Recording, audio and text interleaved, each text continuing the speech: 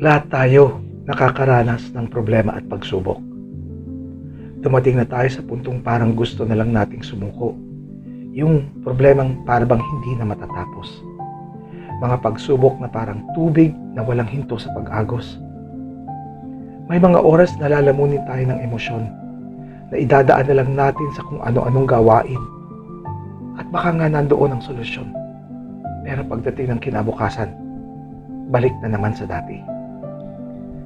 Tila gabundok ang taas, mga problemang naglalagay sa atin sa alanganin. Pero kahit ganoon man kataas ang bundok, pipilitin nating akyatin makarating lang sa tuktok. Kasi nandoon ang pinakamagandang tanawin. Lahat tayo may kanya-kanyang pinagdadaanan. Sabi ko nga, pero bakit ako? Parang ang daming dinaranas na ganito. Unti-unti na nga akong bumibigay, sumusuko. Pero tila may tinig sa hangin na nagsasabing, hindi ka bibigyan nito kung hindi mo kaya. Tama nga naman, kaya natin ang lahat ng ibinibigay sa atin. Kailangan lang nating harapin, humawak sa mga paniniwalang makakapagpakatatag sa atin. Huwag tayong matakot sa mga bagay na hindi ko yan kaya, kasi mas nakapanghihinayang ang salitang, sana sinubukan ko muna. Pero talaga atang ganoon, nasa huli ang pagsisisi. Walang ibang makakatalo sa iyo kung di ang panghinaan ka ng isip. Pag maling pananaw ay binago, buhay ay magpapago. Dahil ang kapalaran mo ay wala sa palad mo kung hindi nasa mga kamay mo. Laban lang. Ilang beses ka mang madapa, ilang libong beses man, milyong beses ka naman bumangon.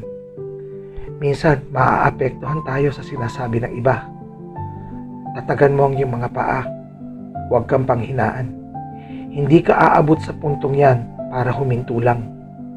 Hindi ka rin makakarating sa iyong pupuntahan kung patuloy mong lilingunin ang mga asong kumakahol sa iyong likuran. Hayaan mo ang mga matang mapanghusga. Gawin mong sandigan ang mga masasakit na salita.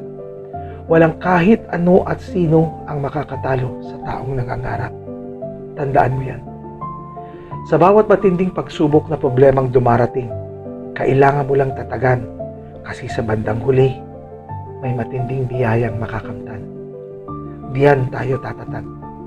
Pag nalampasan natin ang mga pagsubok na hindi nating akalaing kaya natin, darating ang panahon na titingin ka sa salamin ng hindi nakayuko at mapapasabing, buti na lang hindi ako sumuko. Kaya laban lang.